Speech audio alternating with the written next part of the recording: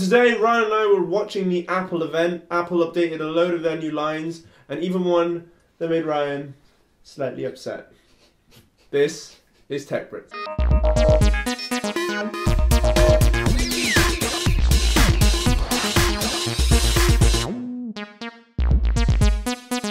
So yes, of course, today was Apple's big event. Mac users, you can rejoice because there is some great stuff coming up for you. That's my rejoicing motion. That's your rejoicing. iOS users, yeah, maybe not so much. We'll but I'll give my thoughts in a minute. Yeah. So first of all, let's go over just some of the refresh stuff. Okay, so they started off with the MacBooks line. They've got a new MacBook Pro. Obviously, earlier this year we saw the 15-inch Retina display MacBook Pro. Yeah, utterly astounding design. I said that at the time. Like, nothing matches it. Not even in the PC world. Being a PC, I would love something with the same kind of design as the Retina MacBook Pro in the PC world. That ran on Windows 8. That ran on Windows 8. But they have announced a 13-inch version, essentially a smaller version of their 15-inch model. And it is the second highest res screen in the world. Which is damn impressive. It looks gorgeous. I really like my optical drives, but that's just me. But it is a really nice device. Yeah, definitely. And like I said, if you're a Mac user, which I understand, they're totally different designs, both Windows and Mac. And if you're a Mac user, I can understand perfectly why you'd love it. Just 15% more Mac users compared to 2% more PC users in sort of a growth chart. Yeah, the numbers are very slanted considering Windows 7's been out for a long time and the next release of Windows is next week. So we'll talk about these numbers again in a couple of months' time. Alright. They then went on to talk about the new Mac Mini and Phil Schiller. Very well done, my friend. He started this segment by basically going, we're going to be talking about the Mac Mini. You knew there was going to be something in this keynote with the word mini at the end. The Mac Mini is essentially the same design, but it now, big spec updates, big, everything on the inside is sort of been updated, and it's got a new feature.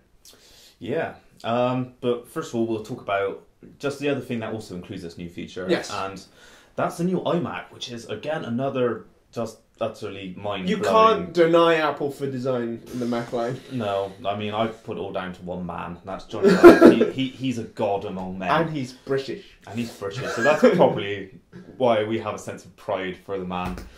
But, he got a knighthood recently, and that's well-deserved. But, yeah, this design, 5mm thin, and for an all-in-one PC, how he's managed to I don't know how they did that. No. I saw that and I kind of went, what? And it's true what they say. Whenever they bring out a new product, even though I thought the iMac looked nice before, the old iMac looks crap now and the new one's out. Yeah. They put the two side by side and they said that themselves. It's weird how a new product instantly makes the old one look so old. Yeah, I mean, just the thinness. They got rid of the little air cushion, the 2mm air cushion in between the screen and the actual screen. Yeah, the LED sort of and laminated the laminated. They just laminated together. It's now 5mm thin, which is insane. Yeah. It would snap. Cut bread. I think so. It's an utter sight to behold. Apple, essentially, here's what I think Apple are doing. Apple are just slowly trying to infiltrate the kitchen. They're just releasing all these really thin products that are just replacing knives. Yeah, exactly. I think you could do anything if you wanted on that. You could slice bread. They say that things are the best things since sliced bread. You could slice bread on this. So let's talk about this feature that actually impressed me because of, me, I don't think that Apple are actually that innovative as people say. They tend to just sort of see what the competition are doing, see their flaws, and then improve upon them and make them better until they work. Yeah. Kind of thing. Which is kind of innovation. Well, it's more improvement. Yeah, it's improvements rather than innovation. But this feature called the fusiondrive is actually really innovative. Oh, I love it. Yeah. I love it. Basically, this is so that all your main programs are running in the flash memory, so they're a lot faster, a lot quicker to open. And all your sort of documents and all your photos and stuff you might be moving from another machine get stored in the hard drive. Yeah. But it automatically recognises the programs you use the most and move those either from the hard drive to the flash drive.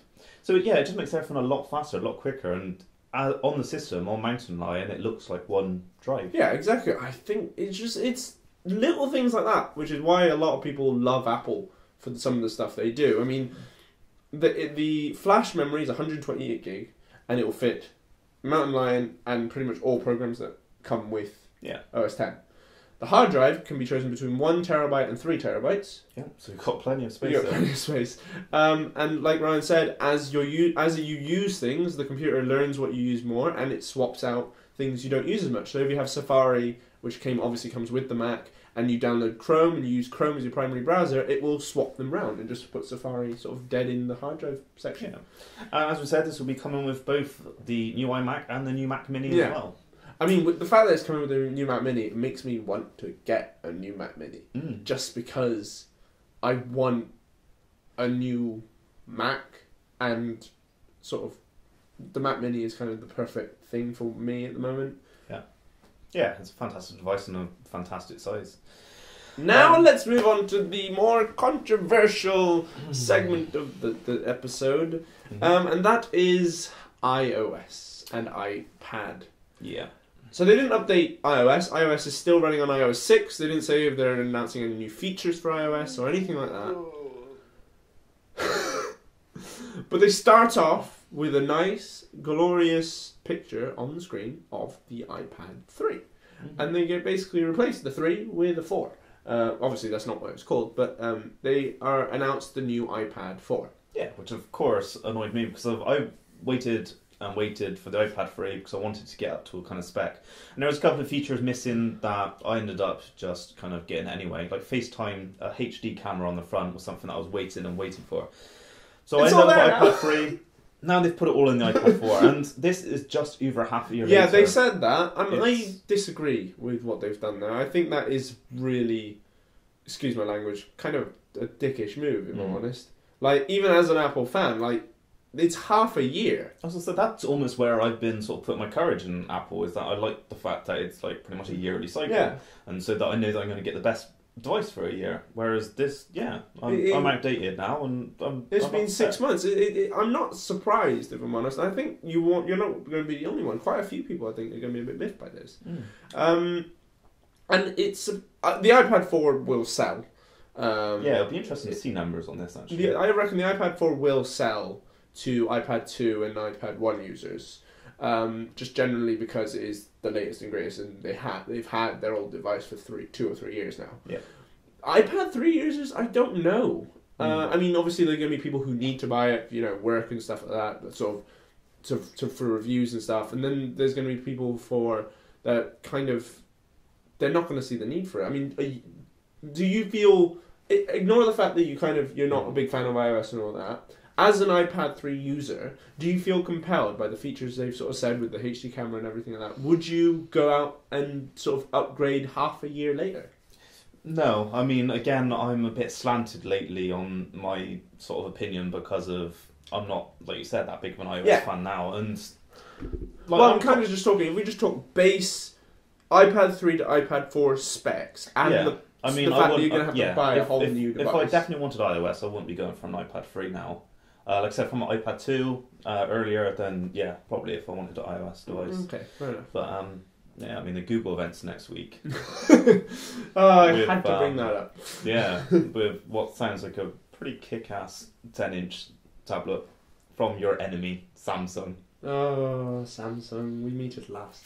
But then they turned the little iPad 4 around. They literally slowly turned it around on the screen, and behind it was a little friend that a lot of people have been expecting. And the second mini of the event, as Schiller hinted earlier on. Shill.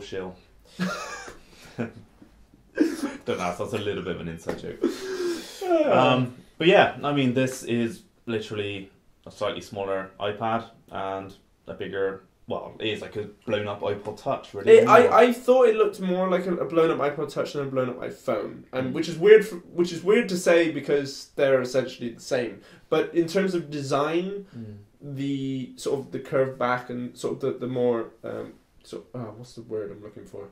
Tapered back. Yeah. On the iPad and the iPod, compared to the sort of the square, the straight edge look on the iPhone. Yeah, it was a shame. I would have preferred that. I would have differentiated it a little bit more for me because, to me, it's still a very lost device. Like, yeah, if you have an iPad and an iPhone as well, I don't see the point in getting a third version of iOS, basically, in a different size.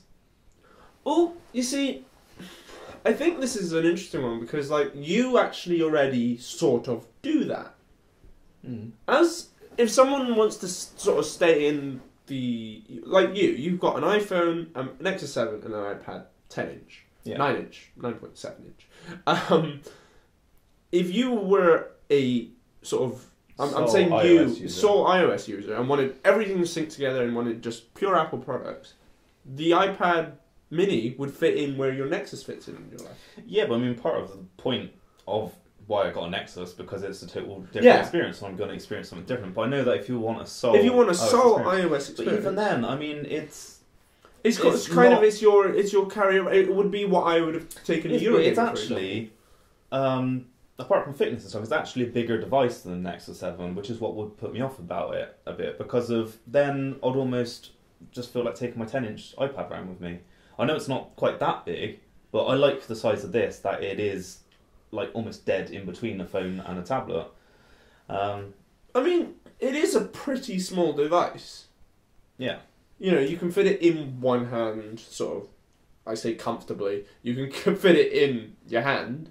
I think that is where it kind of fits. For me, I don't really feel I sort of need a 7-inch, which is why I never bought a Nexus 7, which is why I never bought any of the other 7-inch competitors. I don't really have any room in my life for a 7-inch tablet. I carry my iPad around with me all the time, sort of in the house. I think you probably would. If you start getting used to it, I probably would, but at the moment, because I haven't got one, because I use my iPad as my quote-unquote 7-inch walk around, go out and about tablet. 10-inch, yeah. My 10-inch, yeah. Yeah.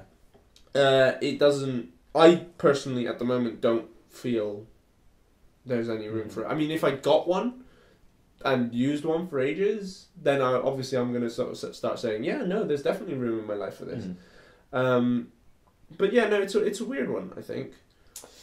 Yeah. Again, I mean, each to their own. I couldn't see the point buying into pretty much the same OS on 3 different size levels. Like, I understand the uses for it, but I think you are better off just going with another platform, even if just to try it out. The back the back is more sort of a matte finish rather than sort of, I mean, this is pretty matte, I'm not going to lie, but it's kind of more less chromic, if that makes sense. Yeah. It has the same resolution as the original iPad. Yeah, it has the same resolution as the original iPad, and it's 7.9 inches in size, the screen, which they thought of a really nice way of remembering that. The big one is 9.7, the small one is 7.9. So just reverse it round. Exactly. No, 16, 32 and 64. They literally put the Nexus 7 up on the screen next to it. Right. Little behind the curtain point again, we're watching the keynote. The minute they say, we're going to put this head-to-head with one of the competitors, I kind of watched the screen, and the Nexus 7 appeared, and I looked at Ryan, and his eye started twitching. It's a giveaway sign. Now, they make valid but harsh points. Valid in that they say that like the build quality is a lot better, but it is a lot more expensive than the Nexus 7. I think they made true but false points, if that makes sense. Everything they said was true. But everything they said was kind of true, but again slanted kind of thing. Which, of course, they're going to take essentially, favour, but it was quite a harsh thing to do, I think. Because, like I said, I mean, the fact is, the Nexus is it's a lovely build quality anyway for what you pay. Yeah. Like I mean, people have described this back as like luxury leather, and it feels lush to the hands. And in many ways, I prefer it. But yeah, I mean, of course, you're going to get more expensive materials on a more expensive device. Yeah. But for what you get, it's fantastic. And what was it? They also then had a go at Android's apps, which is a point I wanted to make lately, because it has been true for a long time that iPad apps, iPhone apps, they've been around a lot longer as well, but they haven't been up to par to Android. But Android apps, like lately, they've been getting updates first, because obviously they don't have to pass through Apple's App Store approval process, so they're getting through a lot quicker, and of course they don't have the App Store's restrictions on what the app can actually do. So you tend to get a lot more features on Android apps now as well. So yeah, to be honest, like Android apps are getting a lot better than iOS Yeah, apps in some respects. I can see what you're saying there. Generally, I think Apple's obviously trying to lean. At an Apple event, they're not going to go, the Nexus is better than the iPad. Yeah, I mean, I don't think it's better, but it's not. It's harsh what they've done. Yeah, I think a few of the points they kind of made were a bit like the first couple was like the bezel on the Nexus 7 and the bezel on the new iPad Mini. The bezel on the Nexus 7 is larger. Yeah, first of all. I mean, that's something that I'm quite against bezels. I do like thinner bezels. Yeah. Which is what I wanted to see with the iPhone 5, and I realised lately that that's what I was really hoping for, because there was a lot of leaks coming out of like a edge-to-edge kind of glass design. I just want something with absolutely no bezel. I just want to hold a screen. I mean, that would be the next best thing. But Iron Man style, just holding a screen. There's nothing. There's no head bit. There's no on-off button. It's just a screen, and you kind of just holographic. I think that's the next step for Apple. Mm-hmm. I think would be to go edge to edge with both their iPad and their iPhone, and I think that would make a differential enough design change for me to be like, wow. I mean, then after the bezel they went ahead and said the iPad Mini has a larger screen than the Nexus 7 with 0.9 of an inch, which again I thought for that comparison that's a fair point. The iPad Mini has a larger screen. But what they then said afterwards, even I kind of went, well, that's kind of unfair. They brought up the web browser, the Chrome web browser, and then they cut off the tabs on both devices, and they cut off the control button on the Nexus, and then they kind of went, the iPad Mini has a larger surface area. It's like, well, of course it does. It's got a larger screen. I was going to say, it's a bigger device, which, again, I mean, you're going to have to get hands-on with these devices. I mean, it's unfair to me to make like initial judgments now, but I wouldn't want it much bigger than this. I mean, the new iPad's thinner, but I'm pretty sure like the width and the height is a little bit bigger, which I quite like this size. The fact the width is larger, by looking kind of at in pictures and looking at yours, you can tell the width is larger. And I mean it's going to be like sort of a big sort of inner jacket pocket, but there's a lot that this will fit in. I'm not sure that size would. Yeah, I mean they said that it's comfortable to hold with one hand. Now, I'm holding this with one hand, but no way could I kind of, like, without... The way they were holding it was kind of 4 fingers on the side and sort of the thumb sticking out the front. And that's how they've always been selling the iPhone. They've always kind of gone, this is how you hold it. Your thumb can reach from there to there. But you can't really do that with one hand. And it is mainly the bezel on that. Yeah, but I'm just saying, like, even on the new iPad Mini, you couldn't sort of do that. You'd have to, the way they were holding it was not... You can hold it in one hand. You can't use it in one hand. I was going to say, because that's what was weird, was because as they said, first of all, if you go back to the iPhone 5 event, obviously they said on stage that they didn't make it thicker, they didn't make the width bigger, they only made it taller so you could use it comfortably with one hand. Then when they brought the iPad Mini out on stage, they said that like you could still use it comfortably with one hand. So at the iPhone 5 event, basically they made it indirect jab at all the competition, making their screens like sort of a wider width, which is basically, they just completely contradicted themselves, really. I mean, the fact that it's a phone and a tablet, they're different kind of markets completely. The iPhone is something that I kind of try to demonstrate while we were watching, which is kind of like you're holding an iPhone and it's sat like that. If it's any wider, your hand kind of stretches out. Obviously not that far, but your hand does sort of stretch out. Yeah. And it is more difficult to kind of stretch out and, to get across and use. Yeah. Again, in a way. How much. Like on a tablet, like I said, that's not something, holding it in one hand is one thing, but kind of, I mean, I can hold an iPad 10-inch in one hand and use it with the other hand. Of course, after a while your arm's going to start aching, and it's not. Not unless you're a bodybuilder like me. Oh God, sorry, that's something that's now on the internet for everyone to replay. Oh, I regret that. I'll make sure that's on replay.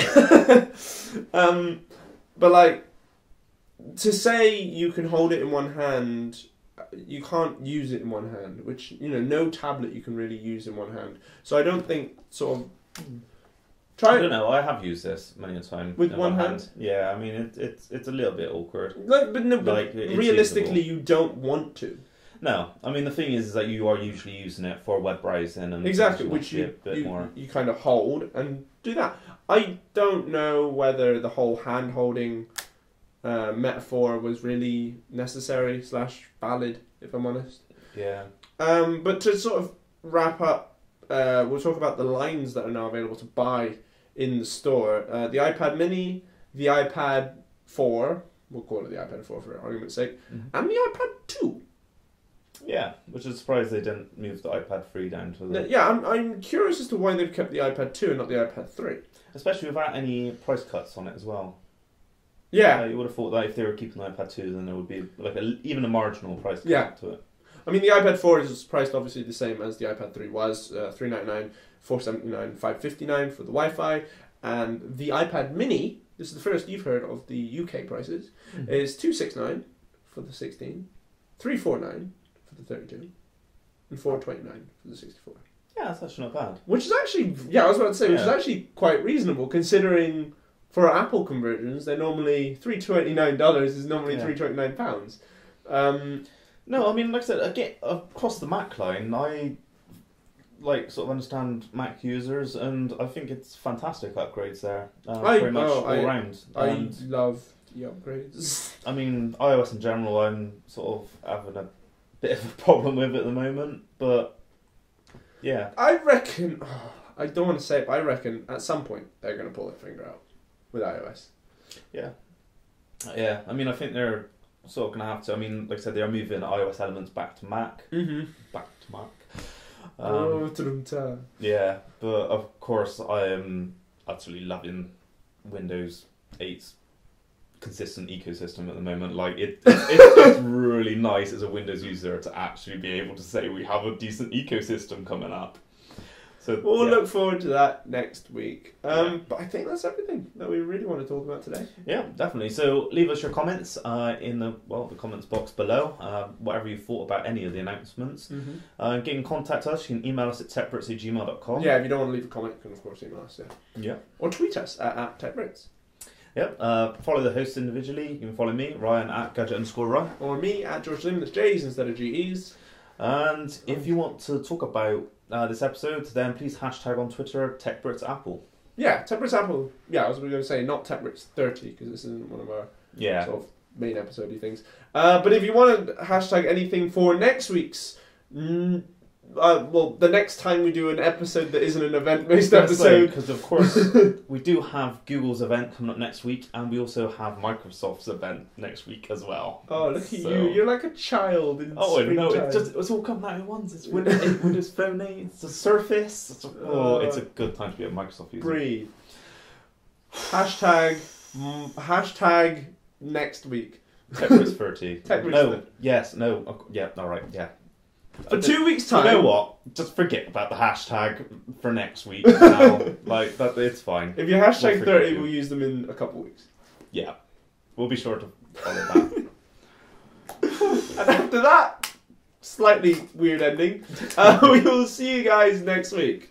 Ciao.